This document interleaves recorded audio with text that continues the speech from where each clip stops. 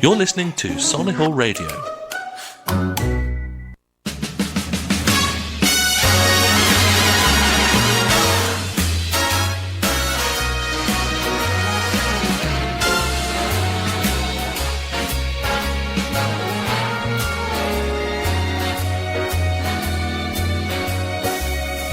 She walks like an angel walks. She talks like an angel talks. And her hair has a kind of curl. To my mind, she's my kind of girl. She's wise, like an angel's wise, with eyes like an angel's eyes, and a smile like a kind of pearl. To my mind, she's my kind of girl. And a very warm welcome to all of you followers of Solihull Radio and especially the Hashtag Life Stories podcast. We are here with episode 5 of Barry Lee Martin's life story. If you've been following them via our podcast links and you've been waiting for the next episode, well, here it is. Thank you very much for joining us. If you've got any questions for Barry or you would like to get back in touch with him after all of these years, why don't you give us a quick email in at studio@solihullradio.com and I will forward them all on to Barry. Now, episode 5 today, we're going to be swimming around in different areas of Barry's life. There's some good bits, there's some bad bits. So be prepared. But by the end of it, we're going to be singing away and back into, as we know Barry out there on in our Solihull High Street. But Barry, good afternoon to you. How are you? I'm very good, Jeff. Thank you very much. We're back to music. That's, it makes me smile anyway, whatever Exactly. I hear. And we started actually with you on our CD there. That's one of your tracks. Yes. My Kind of Girl. My Kind of Girl. And in your repertoire, and it's out there, you might have heard That's Barry. one of my new ones, yeah. Yeah, I might have heard Barry out there singing some of those things. Tell us where we're going to start today, Barry, on your life journey. Well, it really is sort of starting on really the second half of my life, really, because just... I forgot about that one. Did you? Who's that? I don't know. That's a gig. You don't know how true that is. There you go. Are we recording? Yeah, and then we are recording. Well, they say nothing, the bus doesn't come along and two come along together. When in actual fact, I've got to talk to you about that when we finish. Well, just to show everybody that we're not going to edit through these. No. That was Barry getting a gig. And I had 2 confirmed, actually. One you're going to help me reply to. Okay. Because they want my poster sent to them. That's a gig coming off on the 14th of September at Dickens Heath. Nice. And over the weekend, I had another gentleman that rang me from a dementia home, care home in Coventry, and they want me to be there on the 17th. There you go. So 2 come along together. And when I ask people if they know of anybody who has a birthday in the audience on the 17th, I'm going to put my hand up. Oh. Because it's my birthday. There you go. I'm working, you might know. You've got a gig on your birthday. It's lovely. It's a dementia home. They're lovely people. And when I recorded when I entertained them about 6 weeks ago now, the weather was so beautiful. They have a very big house, but a very large, beautiful garden. You can see that people have been working at it, lattice work and so on. And we all went outside. Mm-hmm. So I sang outside for an hour and a half. It was absolutely beautiful. Wow. So I told the folks afterwards when I was finishing, I love this location so much. I'm going to pack you all up in a big box and take you with me everywhere. Yeah, just bring the audience. It was so beautiful to sing, to get out and, Lovely stuff. Let's bring ourselves back into the journey. Well, when we last spoke to you, you were in probably one of the lowest parts of your life. You'd just been knocked down again, and you were a little bit down on your luck. And you'd just been made redundant from quite a substantial post that you were holding. And you didn't know quite what to do after that. And music wasn't playing too much of a part in your life then. No. It was all pretty much work. It was your shops. Sure. It was working with a big team around you and managing multi-million-pound contracts. Yeah. But then that was drawn out from underneath you. Yeah. Where do you go from there? Yes, that was a particularly good time for me. As I told you, I enjoyed that. And in fact, actually, it was the period running up towards Christmas, and because I was the senior toy buyer, we held our annual meeting of all the managers, general managers, the chairman, and so on, just down here at St. John's. Okay, and that's where it was. I can distinctly remember the chairman making his speech before me and telling him to go out and sell. I said, no. I had to come on and say, please don't leave me some money because I can do that, which we did. So we finished with that. And then really I have to go forward just a little bit because not everything is really that clear when you're talking eyeball to eyeball here across the table. Sure. And I'm going to apologize for a mistake that I made last week. Was telling you about my redundancy. Sure. In my excitement, I said that the chairman really did tell me that there's nothing that he can do as far as redundancy is concerned, as far as the books and everything concerned. But we did very, very well together. And he didn't pay me 3 years. He paid me 3 months. Right. Excuse the excitement, won't you? Because with 3 years' salary, I'd have bought another house. Sure. Yeah. That would have been it. But 3 months was about £11,000. Yeah. So to walk away with that was good. So we now started to get to, and excuse me if I don't introduce any timetable here, but just do have actually a little list in front of me here because there's one or two special things that actually did happen. Because as I mentioned before, I was dealing with the son of the gentleman that I joined when just before I went in the forces, selling towels and all of that. They had a huge warehouse in Spring Hill. And his name was Tony, and I started buying towels and going on the markets. It's so easy. You can pick up a market anywhere and start earning money. You don't have to sit around thinking about it. You just do it. Yeah. Mm-hmm. So back in those days, I'm sure you need some sort of licenses now. Wait a minute. What do you mean back in those days? We had talkies and things like that and colour television. What's going on here? Wow. And you listen to the Light programme. This is getting very personal now. No, I'm only jesting. No. Oh, I love it. I love it. I'm going to come in every day, I think. So I go into Tony. He has this huge warehouse, towels, linens, everything. But downstairs, he had this huge basement. It's an old building that's by the canal. And so I was buying towels from him. This one day, I was leaving with my towels. I was doing the local markets. Local markets down as far as Milton Keynes and Henley. In fact, actually, to get... That's not local. No, wherever it was going, I was there. Wow. So I can just mention going to Henley. Now, Henley, most of the best spots were undercover in the pig pens. Barry was there about 4:30, 5 o'clock in the morning because no pitch was reserved. Oh, so first I wanted a good pen. I used to push the rats out the way. Wow. I'm having that one. Yeah. So that's how I did. But anyway, I'm driving away. I'm about to drive away from Tony's warehouse.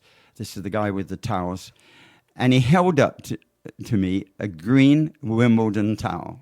Right. They were green then. I think they're pink and whatever now. But I'm going back how many years? Whatever. They were green towels. And they also have the year on them. Mm-hmm. And he held up this green towel as I'm driving away, and he shouts at me, I wound down the window, "This is what you should be selling." Right. Because Wimbledon Fortnight was 3 or 4 weeks away. Yeah. So I laughed and drove down the street, and then I turned around and came back. And I said, "What was that exactly, Tony, you said?"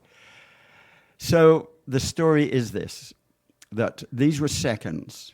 Right. As far as towels are concerned, with the Wimbledon fortnight, nobody, I'm only being told what was passed on to me through Christie's and to Tony and me, that nobody's allowed to sell Wimbledon towels anywhere during the Wimbledon fortnight. Right. That's for them. Solus, that's it, which is quite right, obviously. Sure. Anyway, so we talked some more about this, and it's really beginning to grab me now, that just thought of it, but about these challenges that come in my, don't stick a challenge in front of me. Mm-hmm. Anyway, so we're talking about it, and Tony was very, very good to me. We go back some years. So he actually went through there were about 1,000, I think. But also he tells me these were seconds. Sure. He's got some seconds that are for this year's, the actual year. Don't get printed on the towel, but I can't sell them anyway, even if I had them. So he rang up Christie's for me. The director of Christie's rang Wimbledon, and they got me permission, if I was going to sell them, to sell them at Wimbledon during the fortnight. So I went down to Wimbledon County Council to get a hawker's license. Yeah. There were no problem with that, but the only thing is it wouldn't have been issued in time for me to be there with the towels. So I said to Tony, I'm going to take the lot. And I already made up my mind.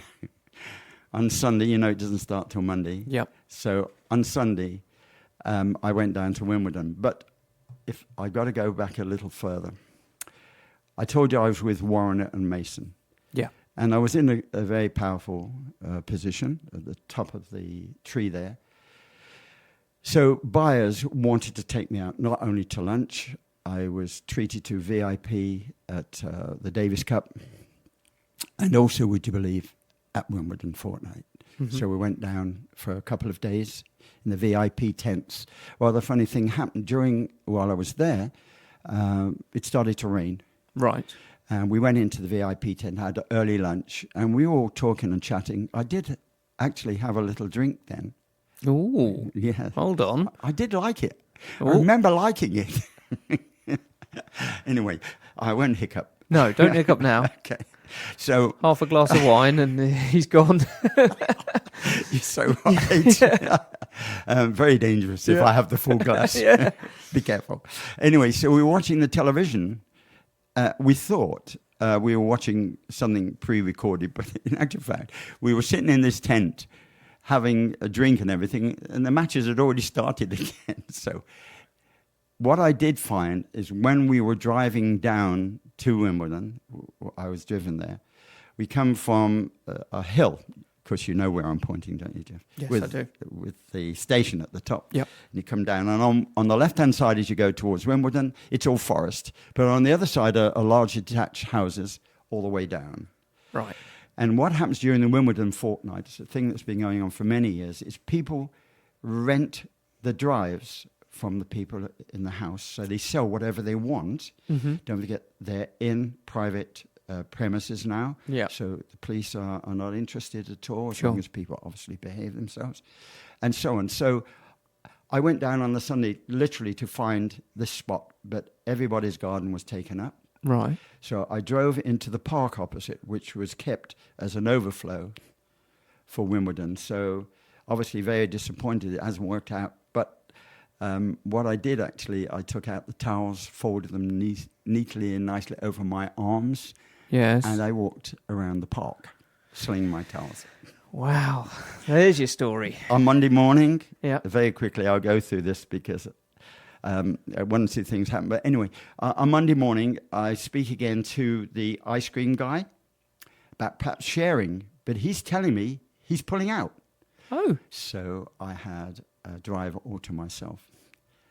So I displayed my towels. I had already got display panels, which are Velcroed. Yeah. So I took them with me. I did a proper display. I also took sports towels, white and navy, in round acetate boxes. I sold out in about 5 or 6 days. Wow. 1,000 towels.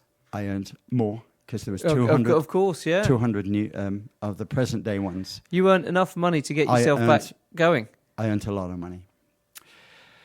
Meanwhile, back at the ranch, I was telling you about how good, in the last episode, my pictures were selling. Sure. I was selling a lot of pictures. So in the previous 2+ years before getting to Trago, I was doing very, very well.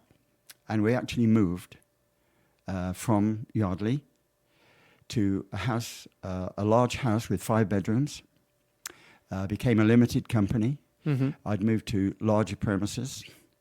I was doing something that I was a bit ahead of myself as far as the picture business was concerned, because I was at the lower end. Sure. Shall we mention just one size, the smaller size, 10 by 8, Yeah. 4 in a pack. And I decided that I'd just go up market with my packaging, because I did something that most people hadn't heard of doing then.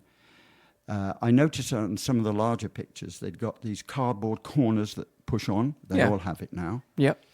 So I Protection. decided, protective corners. Yeah. It also, don't forget, excuse me, Lord, won't you for saying this, it also, if the corners weren't manufactured 100% right, rather hit it. Anyway, so I then did packs of 4. That's my wholesale pack. But again, silly little things that most packs were 4 on, so you only saw the front picture. Yeah. But because you don't know who's actually packing those shelves, as whether they're going to put them on properly. And as far as my display was concerned, I wanted them to see the pack. So I put them back to back. So whichever way they put the pack, there was a picture facing. Yeah. It didn't matter who did what.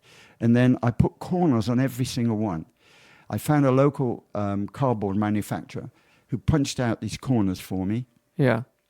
And somebody had to take them out of the flat pack and bend them into corners. So I advertised, and I had quite a number of homes doing this in-house work. Yeah. I paid them for how many thousand they did. And of course, the beauty of it is obviously you have a deal with somebody. The most important thing is you pay. Sure. When they've done the job, no arguments, just pay.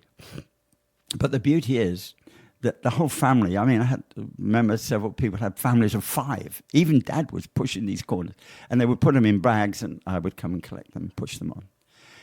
The other thing is this, that I did something again. This is going back. I know this Virgo bit keeps coming up, but when I was dealing with several multiples now. Now, multiples have 5,000 million units. What do they want to know about my pictures except if they sell? So it's my business to make sure that my patch was good, clean. Yeah. Any damages were taken off the shelf, and they're reported to me. So I used to send in a stock sheet, and I did something nobody else had done, because most of the places that I was dealing with were hardware shops. So one thing they all did was Dulux paints. Right. The girls who did the stock for Dulux were there at least twice a week. I paid them to take my stock sheets, and they filled them in for me. And so I told the bosses that eventually you will let me do the buying for you. Because there's no way you can know what's selling or not. But I get these sheets every week, and at the end of the month, if I compare them, I can see what sells in Devon doesn't sell in Wakefield. Sure. So that goes into your returns. You were the first sort of person to have live data coming back, and you were analysing that data. Well, that was my job. Which made you on the sort of vanguard of sales. Well, sales is my thing, isn't it, really? Yeah. And we're in it together, aren't we? It's not you and me and I earn a few bucks from you. You've got to believe in me. Yeah. Wow. So anyway, we earned enough money. We come to my first marriage, and we come to our silver wedding anniversary. And we bought this house in Pershore Road. It's still there now, opposite Selly Park Tavern. Right. You can recognize it because it's now a school. It has a big, huge green bank that runs up. And so we bought that house, and we did very, very well. And meanwhile, what actually happened was I tried to remember who I first found something that became a phenomenon around this country, and certainly in America. Coming from Hong Kong were pictures on canvas, oil paintings on canvas. I don't know whether folks remember. I mean, they're still here now. They came from Hong Kong. They were painted by the thousand, but they were genuine oil paintings on canvas. and I started to sell them. But even when I was manufacturing the other pictures, I used to do Sunday shows, and I taught myself how to stretch a canvas professionally. Mm-hmm. You have to have stretcher bars, etc. Then you have to put your corners in to make sure everything is squared off, because you have to put it in a frame. So I used to do that. And I remember going down to Great Yarmouth one Saturday night, because I used to stay overnight. I used to come from the markets on Saturday selling my towels, and once caught a midnight ferry to Southampton to go to the Isle of Wight, or the Isle of Man, one of the two. Isle of Wight, I think it was. We had a show there. And I remember this one particular day that I moaned a little bit because of where they'd put me in this venue, school. At the end of the day, don't forget, each picture took about 20 minutes to frame and stretch. It can't be rushed. No. But I remember going home with banknotes in my pocket, bulging, and I'd taken just under £2,000 in about 4 hours. Wow. But I could stretch a picture 4 foot by 2 foot. Pretty good. It was very good. Yeah, and you were coming back with money, so suddenly you were in the earning money all round. You were in the black again, and everything was sort of, you'd bounced back from having that terrible time. And where did music come back for you then? Where did we start getting back into either doing some performance or thinking about? Oh, that's good. You still love the Rat Pack, you still love Frank and Mel Torme and all of those people. And you'd obviously had that experience in life anyway. So how did we get back into going down that road at the same time?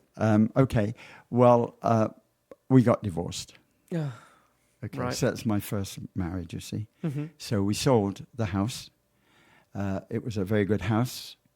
And it was a very good price, enough for me to buy 2 flats. Okay. In 5 ways. Yep. Literally on 5 ways itself, by where Lloyd's Bank is. It's called 4 court. So you've got 4 blocks, a block which has 4 separate entrances. It was called 4 courts. Mm-hmm. I bought 2 of those flats. In fact, our separation, our divorce was very amicable, because the boys were now about 22 and 25. They were both buying a flat and a house each. Right. And my ex-wife, during our divorce, we all lived together in that flat, so it was quite a nice separation, and she went off to London and so on. So I now got money in the bank too, and I carried on selling towels, and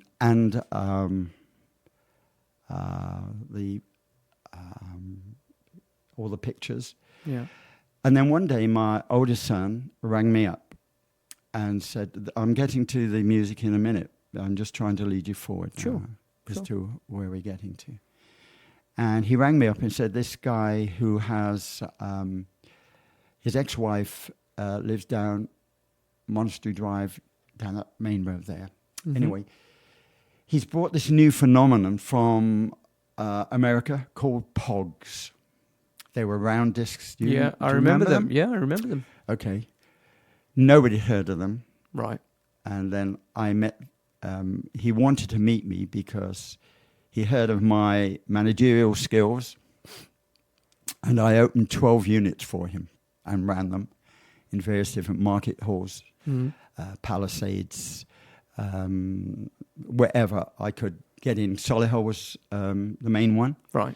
When the market was there, because it was McFisher's, and that's how I got into where Touchwood Court is now. Right. I know exactly where I had actually 8 stores.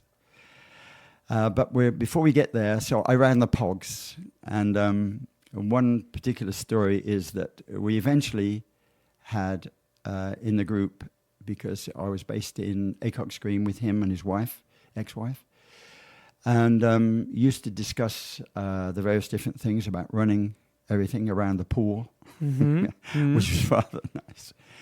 And so I had 98 altogether. Then they started to become Pog Sizzlers Limited. Everything became limited. Yeah. Well, we know what happens when something goes limited. Mm-hmm. And that's obviously what protected me in the past. And I had a chat to him about my check. etc. Yes. And I was paid extremely well. Good. Extremely well. Well, I was managing 12 units for him.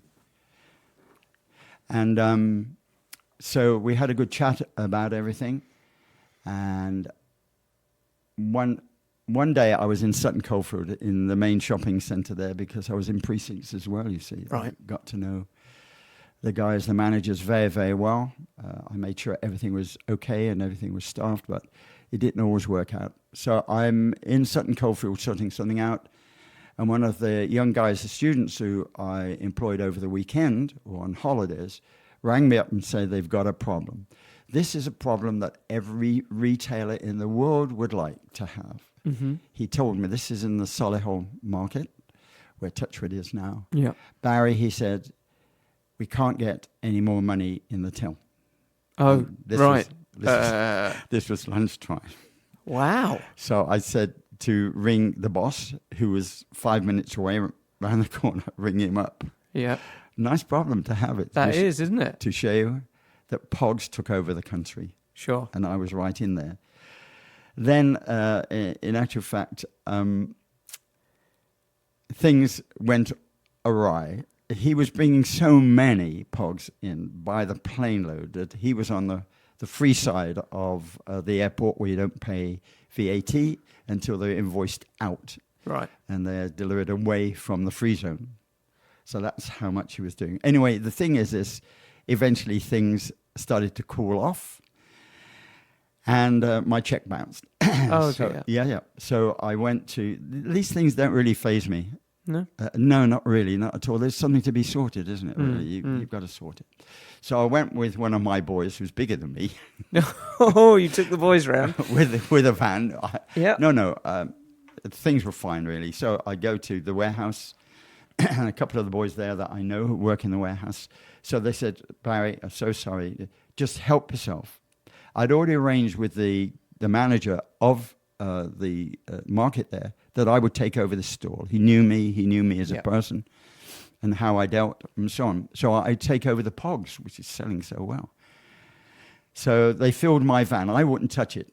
They want take what you want. So I said, well, I'll let the boys do it. And they put it on and we drove away and I became the Pog man. But then Pog started to die a little. Mm-hmm. But while it was there, I discovered something at a warehouse, a wholesale warehouse, which I missed. And that, I wish I had it today. And that was, I was one of the few people to start selling the old-fashioned sweets in the old-fashioned jars. Oh, that's, very popular now. Absolutely. I was one of the first. And down the right-hand side where my Pog stalls were was a plain wall. I asked Toby, the manager there, I opened Sweet Thoughts. Oh, that's a lovely name. Thank you. Sweet Thoughts. Sweet Thoughts. What else? If that's out there now, that was one of the first ideas that Barry came up with. What year was this, Barry? We're going back to... Have some thinks about... I'm just trying to think about where I was at that time, so... So you were in the flats at Five Ways? Yeah, it must have been 5 Ways. So around what sort of year was that? So we're talking about the year that Diana died, I think, about 1999, 98, somewhere around that, 2000. Oh, okay. Yeah. And it became... I was doing pick and mix. Right. Okay. But then I found that the stall holders liked the jars. And I kept introducing more and more. So as if I hadn't got enough, I packed my stuff away, and on Sunday mornings, about 4 or 5 o'clock in the morning, I went to a place called the Slough, which is out towards... which way out is anyway, I've forgotten exactly how to get there. I'd find my way. Because I had a favourite spot.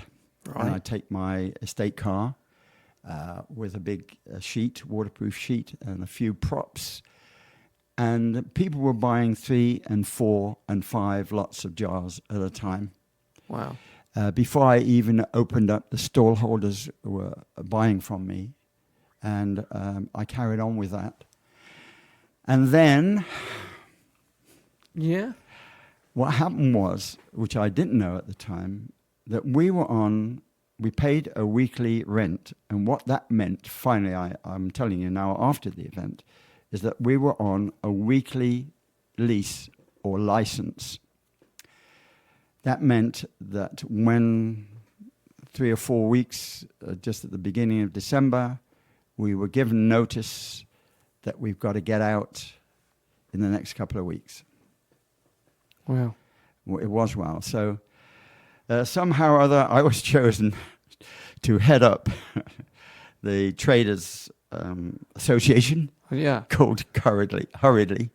I got 25,000 signatures to say they didn't want to close the market. No.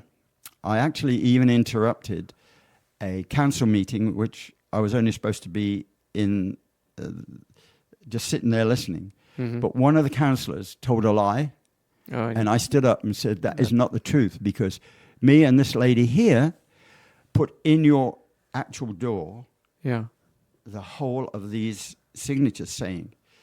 But the truth of the matter is this. My niece lives in Sydney. Right. She's a top business lady. The people who were putting us out of business was a company called Lend-Lease. They're the largest developers of shopping malls in the world. They've got several in this country. And not to be pushed, I actually made contact with the CEO of Lend-Lease in London.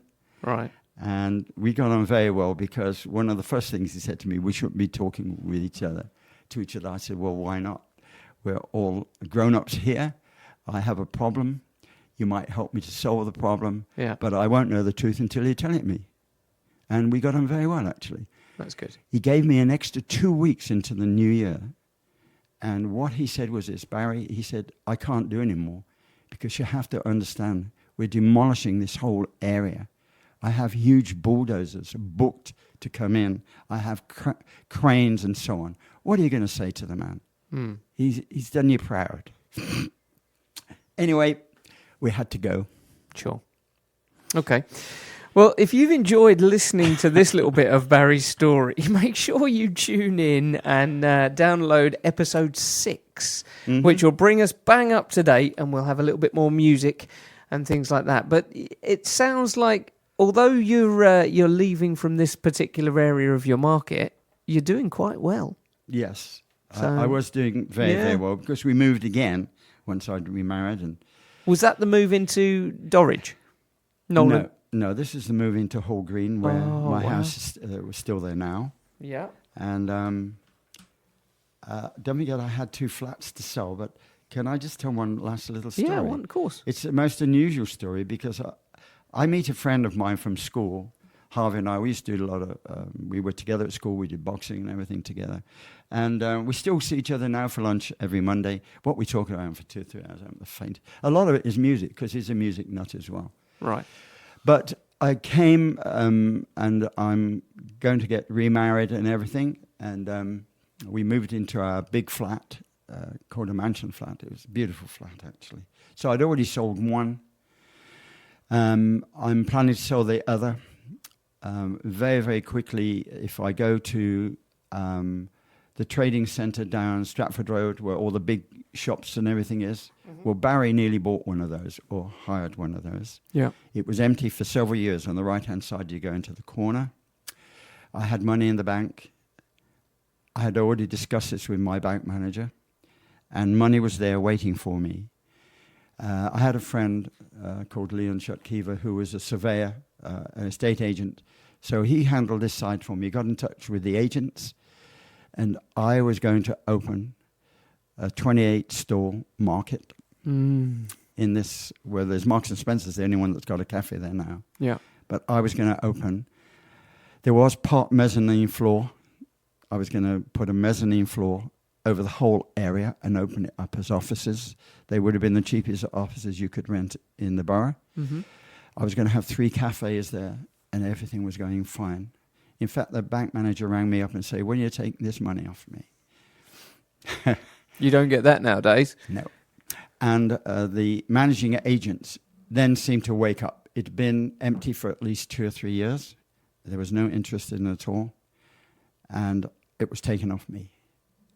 And I'd even got the contract to do the ceilings and everything. Oh, dear. And everything was going to go ahead. I was going to be the lord of the manor, and they let it out to somebody else. So, What could have been? Well, there's more to come. There's more to come. Thank you very much for listening into this particular episode. So lovely, Jeff. No You've really opened a Pandora's box, haven't you? I have. You've And what a lovely episode of Hashtag Life Stories. And like I say, if you want to be involved in Hashtag Life Stories, get in touch with us via studio@solihullradio.com. May I mention one more thing? Oh, I haven't told you about the inventions yet. I'm an inventor, but that's to come. I told you I'll knock your socks off. it is amazing. Here's a bit of Barry just to finish up with today, and we'll see you again very soon.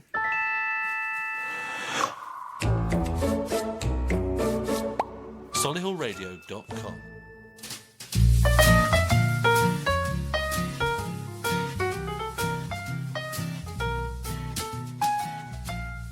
She gets too hungry for dinner at 8. She loves the theater, but never comes late.